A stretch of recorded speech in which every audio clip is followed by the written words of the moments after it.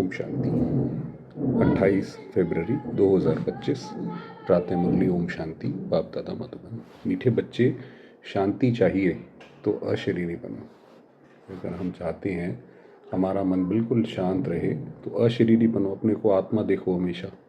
इस देह भान में आने से ही अशांति होती है। जैसे जैसे हम अपने आप को समझते जाते हैं कि हम शरीर हैं, तो वैसे वैसे बाकी भी चीज़ें शुरू होती जाती हैं। शरीर के साथ बहुत सारी चीज़ें हैं, भाई ये मेरा बेटा है, बेटी है, ऐसा है, तो सारे शरीर के बंधन आ जाते हैं। इसलिए अपने स्वधर्म में स्थित रहो। प्रश्न है, यथार्थ याद क्या है? याद के समय किस बात का विशेष ध्यान देना चाहिए? अपने को इस देह से न्यारी आत्मा समझ कर बाप को याद करना, यही यथार्थ याद है। कि बाबा को देखो कि बाबा परम धाम में चमक रहे हैं और मैं आत्मा उनकी छत्र छाया के नीचे उसमें बैठी हुई हूँ। यही यथार्थ याद है। कोई भी देह याद ना आए, ये ध्यान रखना ज़रूरी है। तो जब ऐसा करें तो बीच में और कुछ भी याद ना आए।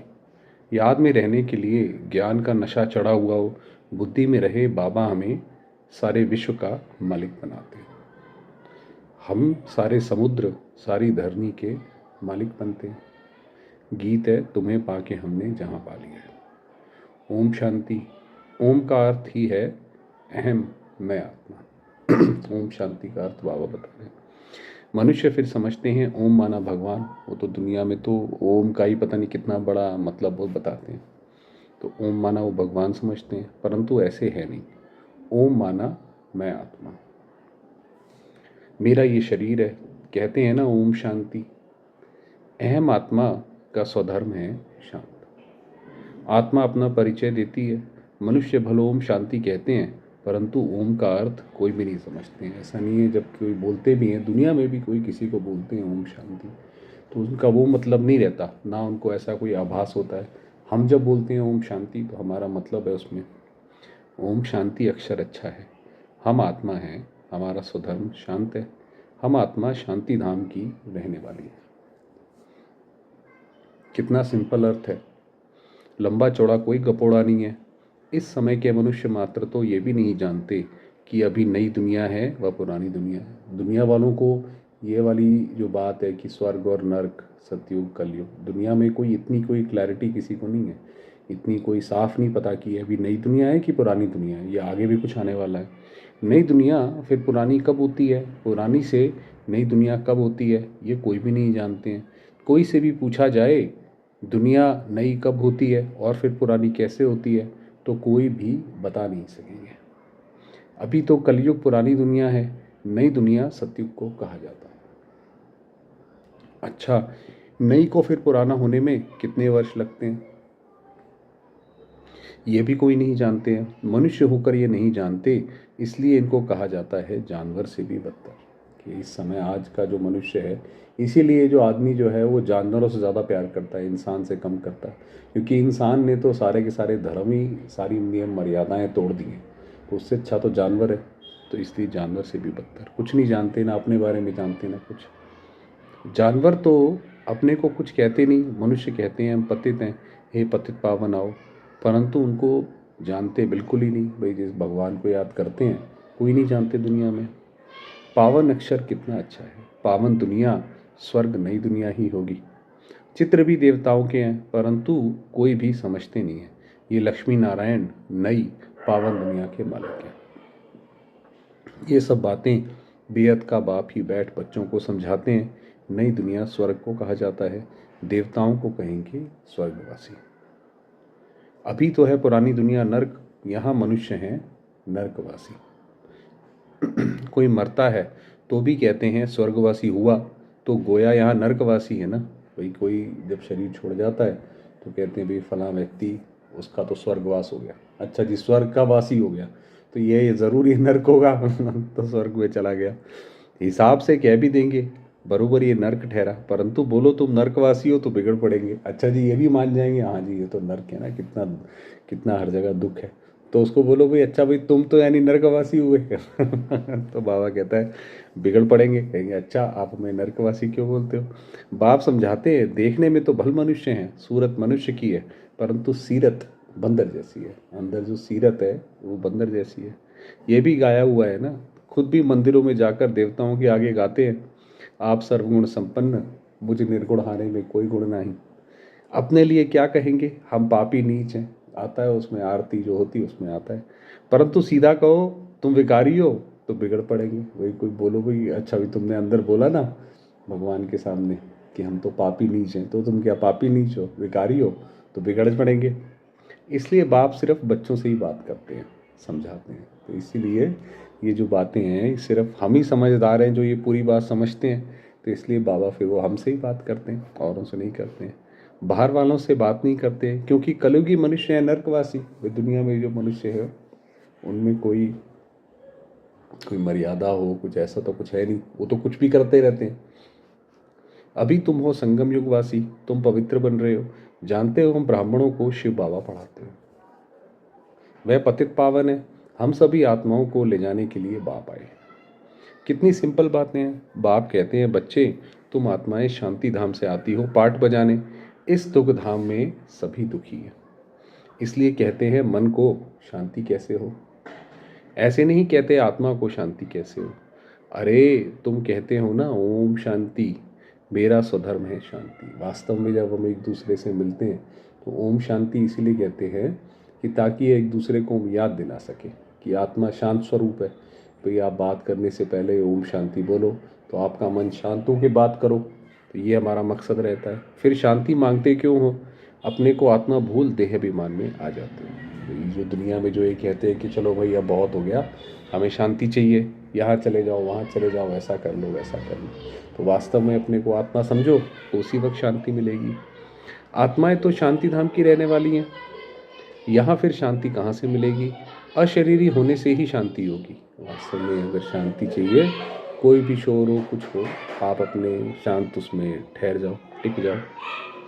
शरीर के साथ आत्मा है तो उनको बोलना चलना तो ज़रूर पड़ता है भाई। जैसे शरीर मिला तो उसके साथ साथ एक जिम्मेवारी ये आ जाती है कि जो विचार लगातार चलते रहते हैं।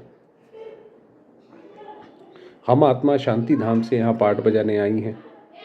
ये भी कोई नहीं समझते कि रावण ही हमारा दुश्मन है।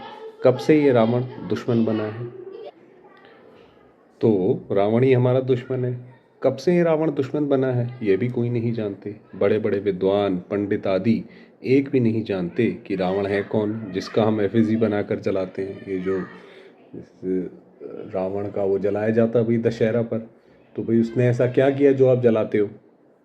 जन्म जन्मांतर जलाते आए हैं, कुछ भी पता नहीं है। कोई से भी पूछो रावण कौन है, कह देंगे ये तो सब कल्पना है। जानते ही नहीं तो क्या रिस्पॉन्ड देंगे। शास्त्रों में भी है ना, हे राम जी संसार बना ही नहीं है, वो लोगों ने अलग अलग तरीके से व्याख्या करी है। ये सब कल्पना है, ऐसे बहुत कहते हैं। अब कल्पना का अर्थ क्या है, कहते हैं ये संकल्पों की दुनिया है ना। वास्तव में लोगों ने अपने विचार रख रख के सब जो है वो गुंजल कर दिया है, उलझा दिया है। कोई कुछ कहता है, कोई कुछ कहता है, जो जैसा संकल्प करता है वह हो जाता है। अर्थ नहीं समझते हैं। बाप बच्चों को बैठ समझाते हैं, कोई तो अच्छी रीति समझ जाते हैं, कोई समझते ही नहीं है। जो अच्छी रीति समझते हैं उनको सगे कहेंगे, और जो नहीं समझते हैं वे लगे अर्थात सौतेले हुए। जिनको समझ ही नहीं आती बात तो वो बाबा के करीब भी कैसे जाएंगे। अब सौतेले वारिस थोड़ी बनेंगे, बाबा के पास मातेले भी हैं तो सौतेले भी हैं। दो तरीके के बच्चे हैं, जो बाबा की बात मानते हैं, बाबा की बात समझते हैं, बाबा से स्नेह है, तो वो मातेले हैं, सगे हैं। और जो दूसरे हैं जो बस ऐसे नाम मात्र के लिए चल पड़ते हैं, वो मातेले, वो हो गए सौतेले। मातेले बच्चे तो बाप की श्रीमत पर पूरा चलते हैं, सौतेले नहीं चलेंगे। बाप कह देते हैं ये मेरी मत पर नहीं चलते हैं, रावण की मत पर है, तो यानी कि बाबा की मत पर नहीं चलते हैं तो ज़रूर रावण की मत पर चलते हैं। तो इसलिए फिर सौतेले कहा उनको। राम और रावण दो अक्षर हैं, राम राज्य और रावण राज्य अभी है संगम। बाप समझाते हैं ये सब ब्रह्मा कुमार कुमारियाँ शिव बाबा से वर्षा ले रहे हैं, तुम लेंगे श्रीमत पर चलेंगे। तो कहते हैं कौन सी मत, बाप श्रीमत देते हैं पवित्र बनो।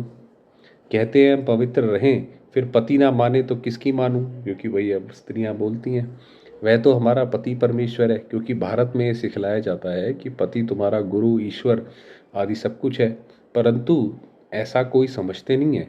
उस समय हाँ कर देते हैं, मानते कुछ भी नहीं है। वो तो शादी के लिए जो जैसा जैसा पंडित जी ने बोला, पता ही नहीं होता कई बार पंडित जी ने क्या बोला, उस समय तो हाँ ही कर देंगे। ये थोड़ी बोलेंगे पंडित जी ये मंत्र नहीं पढ़ो, तो उस समय तो हाँ कर देते हैं। फिर भी गुरुओं के पास मंदिर में जाते रहते हैं। भाई अगर पति कोई गुरु माना है तो फिर गुरु के लिए क्यों जाते हो, तो ये बात है। पति कहते हैं तुम बाहर मत जाओ, हम राम की मूर्ति तुमको घर में रख कर देते हैं, फिर तुम अयोध्या आदि में क्यों भटकती हो, तो मानती नहीं। यह है भक्ति मार्ग के धक्के। वह ज़रूर खाएंगे, कभी मानेंगे नहीं। समझते हैं वह तो उनका मंदिर है। अरे तुमको याद राम को करना है कि मंदिर को। अब बाबा ने बताया बात कि भाई ऐसे ऐसे बात कहते हैं, परंतु समझते नहीं हैं। तो बाप समझाते हैं भक्ति मार्ग में कहते भी होगी हे भगवान आकर हमारी सदगति करो, क्योंकि वह एक ही सर्व का सदगति दाता है। अच्छा वह कब आते हैं ये भी कोई नहीं जानते। तो बाबा ने जो ऊपर बात बोली थी कि दुनिया में जो मनुष्य जो है जानते कुछ नहीं है, बस ऐसे ही पुकारते हैं, तो वो वाली बात पूरी कर रहे हैं। बाप समझाते हैं रावण ही तुम्हारा दुश्मन है। रावण का तो वंडर है, जो जलाते ही आते हैं लेकिन मरता ही नहीं है। वो हर साल जलाते रहते हैं दशहरे में, वो बहुत ही बड़ा होता जाता है रावण। रावण क्या चीज़ है ये भी कोई नहीं जानते। अभी तुम बच्चे जानते हो हमको बेहद के बाप से वर्षा मिलता है। शिव जयंती भी मनाते हैं, परंतु शिव को कोई भी जानते नहीं है। गवर्नमेंट को भी तुम समझाते हो, शिव तो भगवान है। वही कल्प कल्प आकर भारत को नरकवासी से स्वर्गवासी, बैगर से प्रिंस बनाते हैं, पतित को पावन बनाते हैं। वही सर्व के सदगति दाता है। इस समय सभी मनुष्य मात्र यहाँ हैं। क्राइस्ट की आत्मा भी कोई ना कोई जन्म में यहाँ है। बाबा कहते हैं ये सर्व आत्माएं जो हैं इसी समय इसी धरा पर हैं, वापस कोई भी जा नहीं सकते। इन सब की सदगति करने वाला एक ही बड़ा बाप है, वह आते ही भारत में है। वास्तव में भक्ति भी उनकी करनी चाहिए जो सदगति देते हैं। वह निराकार बाप यहाँ तो है नहीं। उनको हमेशा ऊपर समझकर याद करते हैं, कृष्ण को ऊपर नहीं समझेंगे और सभी को यहाँ नीचे याद करेंगे। कृष्ण को भी यहाँ याद करेंगे। तुम बच्चों की है यथार्थ याद। तो हमारी जो याद है वो बाबा तक पहुँचती है, क्योंकि हम बाबा को जानते हैं। तो तुम बच्चों की यथार्थ याद, तुम अपने को इस देह से न्यारा आत्मा समझकर बाप को याद करते हो। बाप कहते हैं तुमको कोई भी देह याद नहीं आनी चाहिए, ये ध्यान ज़रूरी है। तुम अपने को आत्मा समझ बाप को याद करो। बाबा हमको सारे विश्व का मालिक बनाते हैं, सारा समुद्र, सारी धरनी, सारे आकाश का मालिक बनाते हैं। अभी तो कितने टुकड़े टुकड़े हैं, एक दो की हद में आने नहीं देते हैं। वहाँ ये बातें होती नहीं। भगवान तो एक बाप ही है। ऐसे नहीं कि सभी बाप ही बाप हैं भाई, सर्वव्यापी कहते हैं, तो ऐसे नहीं है कि हर जगह ही भगवान है, सारे ही बाप हैं। तो बच्चा कोई है ही नहीं है इसका मतलब, तो बाप कहाँ से हो गया। तो कहते भी हैं हिंदू चीनी भाई भाई, हिंदू मुस्लिम भाई भाई, परंतु अर्थ नहीं समझते हैं। ऐसे कभी नहीं कहेंगे हिंदू मुस्लिम बहन भाई, नहीं, आत्माएं आपस में सब भाई भाई हैं, परंतु इस बात को जानते नहीं हैं। शास्त्र आदि सुनते सत सत करते रहते हैं, अर्थ कुछ नहीं। भाई जो हुआ हाँ जी सत्य, हाँ जी सत्य, उसका मतलब समझते नहीं, उसका महत्व नहीं समझते हैं। वास्तव में है असत्य, झूठ। सचखंड में सच ही सच बोलते हैं। सचखंड में, सतयुग में कोई झूठ को जानता ही नहीं है, बोलता ही नहीं है झूठ कोई। और यहाँ झूठ ही झूठ है। यहाँ तो आप छोटे बच्चे से भी पूछोगे, वो भी आपको झूठ बोल के बता देगा। कोई को बोलो कि तुमने झूठ बोला तो बिगड़ पड़ेंगे। भाई कोई ऐसे, कोई किसी को बोलो आप कि आप क्या बात करते हो, ये झूठ बोलते हो, वो बिगड़ पड़ेगा। वो तुम सच बताते हो तो भी कोई तो गाली देने लग पड़ेंगे। अब बाप को तो तुम ब्राह्मण ही जानते हो, ये तो मैं ही इसी दुनिया में, तो ये तो होगा ही। तुम बच्चे अभी दैवी गुण धारण करते हो, तुम जानते हो अभी 5 तत्व भी तमो प्रधान है। आजकल मनुष्य भूतों की पूजा भी करते हैं, भूतों की ही याद रहती है। बाप कहते हैं आत्मा, अपने को आत्मा समझ ममेकम याद करो, भूतों को याद नहीं करो। गृहस्थ व्यवहार में रहते बुद्धि का योग बाप के साथ लगाओ। सारा काम करो और बुद्धि का योग एक बाबा के साथ लगा रहे। अब देही अभिमानी बनना है। जितना बाप को याद करेंगे तो विकर्म विनाश होंगे। ज्ञान का तीसरा नेत्र तुमको मिलता है। अभी तुमको विकर्माजीत बनना है, वह है विकर्माजीत संवत। तो वो जो समय है विकर्माजीत है, यह है विकर्मी संवत। अभी तो सब विकर्म होते जाते हैं। तुम योग बल से विकर्मों पर जीत पाते हो। वरना आप सोचिए कोई ऐसा व्यक्ति है जिससे कोई भी विकर्म ना होता हो, तो ऐसा नहीं हो सकता। तो सिर्फ ये तो बाबा का योग है जिससे कि हम विक्रमाजीत बनते हैं। भारत का योग तो मशहूर है, मनुष्य जानते नहीं है। सन्यासी लोग बाहर में जाकर कहते हैं कि हम भारत का योग सिखलाने आए हैं, उनको तो पता ही नहीं है, ये तो हठ योगी हैं। उनको वो वाला योग सिखा देते हैं तो सोचते हैं भाई यही भारत का प्राचीन योग होगा। वह राजयोग सिखला ना सके, तुम राज ऋषि हो। वह है हद के सन्यासी, तुम हो बेहद के सन्यासी। रात दिन का फर्क है। तुम ब्राह्मणों के सिवाय कोई भी राजयोग सिखला ना सके, ये है नई बातें। नया कोई समझ ना सके, इसलिए नए को कभी अलाउ नहीं किया जाता है। तो इसलिए आप देखिए मधुबन भी जाने से पहले कहते हैं भाई 1 साल तक आपको धारणा करनी पड़ेगी, तब जाते हैं। तो ये इंद्र सभा है ना, इस समय है सब पत्थर बुद्धि। सतयुग में तुम बनते हो पारस बुद्धि। अभी है संगम, पत्थर से पारस सिवाय बाप के कोई बना ना सके। कि हमारी यह बुद्धि देखो कितनी ज़बरदस्त है। सारी दुनिया में क्या होने वाला है, कैसे होने वाला है, अच्छे अच्छे लोगों को पता नहीं है। तो अभी हमें पता है कि भाई आने वाले भविष्य में क्या होने वाला है। तो बाबा की बातें कितनी गहरी हैं वो भी हम समझ सकते हैं। कितनी डीप डिफ़िकल्ट बातें हैं, तो बुद्धि हमारी पारस हो गई है। अभी यह संगम, पत्थर से पारस सिवाय बाप के कोई बना ना सके। तुम यहाँ आए हो पारस बुद्धि बनने के लिए। बरोबर भारत सोने की चिड़िया था ना। ये लक्ष्मी नारायण विश्व के मालिक थे, ये कभी राज्य करते थे। ये भी किसको पता थोड़ी है कि एक समय ऐसा भी था कि श्री लक्ष्मी श्री नारायण राज्य करते थे। आज से 5,000 वर्ष पहले इन्हों का राज्य था, फिर वह कहाँ गए? तुम बता सकते हो? 84 जन्म भोगे, अभी तमो प्रधान है, फिर बाप द्वारा सतो प्रधान बन रहे हैं। अभी यही जो श्री लक्ष्मी श्री नारायण थे, इन्होंने भोगते भोगते भोगते ये भी नीचे आ गए, अब दोबारा से बन रहे हैं। अभी तमो प्रधान है, फिर बाप द्वारा सतो प्रधान बन रहे हैं। तत्व हमारा भी यही हाल है, हम भी बन रहे हैं। ये नॉलेज सिवाय बाप के साधु संत आदि कोई भी दे ना सके। वह है भक्ति मार्ग, ये है ज्ञान मार्ग। तुम बच्चों के पास जो अच्छे अच्छे गीत हैं उन्हें सुनो तो तुम्हारे रोमांच खड़े हो जाएंगे। बाबा के अब तो बहुत अच्छे अच्छे गीत हैं, खुशी का पारा एकदम चढ़ जाएगा। अरे वाह, हमारे तो गीत में ही पता नहीं कितना ज्ञान होता है। फिर वह नशा स्थायी भी रहना चाहिए। ऐसा नहीं कि सिर्फ सिर्फ गीत सुना और चढ़ गया फिर उसके बाद नीचे उतर गया, ऐसा नहीं। ये है ज्ञान अमृत। वह शराब पीते हैं तो नशा चढ़ जाता है, यहाँ ये तो है ज्ञान अमृत। तुम्हारा नशा उतरना नहीं चाहिए, सदैव चढ़ा रहना चाहिए। हमारा जो नशा है कि हम किसकी संतान है, हम कहाँ जा रहे हैं, है ना, क्या होने वाला है और कैसा हमारा भाग्य है। बाबा ने कहा वो नशा हमेशा चढ़ा रहना चाहिए। तुम इन लक्ष्मी नारायण को देख कितने खुश होते हो, जानते हो अब श्रीमत से फिर श्रेष्ठाचारी बन रहे हैं। यहाँ देखते हुए भी बुद्धि योग बाप और वर्षे में लगा रहे, ये बड़ी बात है। यहाँ पे आप सब कुछ देखो कैसे हो रहा है, क्या हो रहा है, और तब भी आपका बुद्धि योग हमेशा बाप और वर्षे में कि कौन सी दुनिया आने वाली है और हमारा पिता कौन है। अच्छा, मीठे मीठे से खिलते बच्चों प्रति माता पिता बाप दादा का याद प्यार और गुड मॉर्निंग।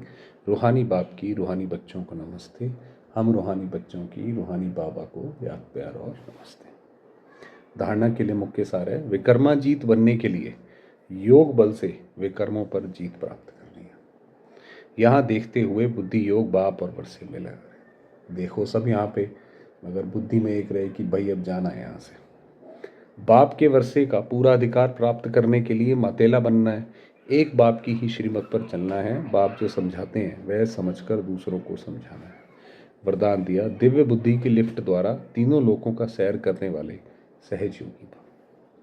संगम युग पर सभी बच्चों को दिव्य बुद्धि की लिफ्ट मिलती है। दिव्य विमान में बैठकर आप चले जाओ किसी भी उसमें।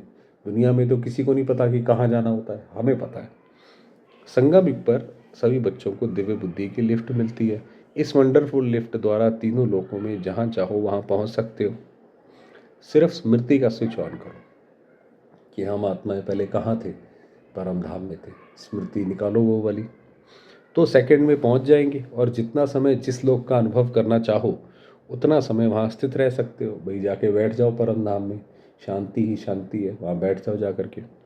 इस लिफ्ट को यूज़ करने के लिए अमृत वेले केयरफुल बन स्मृति के स्विच को यथार्थ रीति से सेट करो। तो अमृत वेले आप जब योग लगाते हो उस वक्त अनुभव कर लो एक बार आज सवेरे सवेरे आपने अनुभव कर लिया तो वो पूरे दिन वही चलेगा। इस लिफ्ट को यूज़ करने के लिए अच्छा अथॉरिटी होकर इस लिफ्ट को कार्य में लगाओ तो सहयोगी बन जाएंगे, मेहनत समाप्त हो जाएगी। तो जो योग लगाने में मेहनत लगती है वो ख़त्म हो जाएगी। स्लोगन है, मन को सदा मौज में रखना यही जीवन जीने की कला है। जीवन जीना किसको कहते हैं? हमारा मन हमेशा मौज में रहे। अगर ऐसा है तो समझो जीवन जीने की कला में आती है, और नहीं रहता है तो समझो अभी वो कला पूरी तरह से नहीं आई है। अव्यक्त इशारे, एकांत प्रिय बनो, एकाग्रता, एकता और एकाग्रता को अपनाओ। एकांतवासी का डबल अर्थ है, सिर्फ बाहर की एकांत नहीं लेकिन एक के अंत में खो जाना एकांत। नहीं तो सिर्फ बाहर की एकांत होगी तो बोर हो जाएंगे, पता नहीं कि दिन ये कैसे बीतेगा। किसी को कोई काम ना हो पूरे दिन तो उसको लगता है भाई ये दिन तो बहुत बड़ा है, ये तो कट ही नहीं रहा। लेकिन एक बाप के अंत में खो जाओ, बाबा के उसमें विचरण करते करते उसमें मंथन करते जाओ। जैसे सागर के तले में जाते हैं तो कितना खजाना मिलता है, ऐसे एक के अंत में चले जाओ, अर्थात बाप से जो प्राप्तियां हुई हैं उसमें खो जाओ, उसमें चले जाओ अंदर तक, तो आपको एकांत अनुभव होगा। ओम शांति।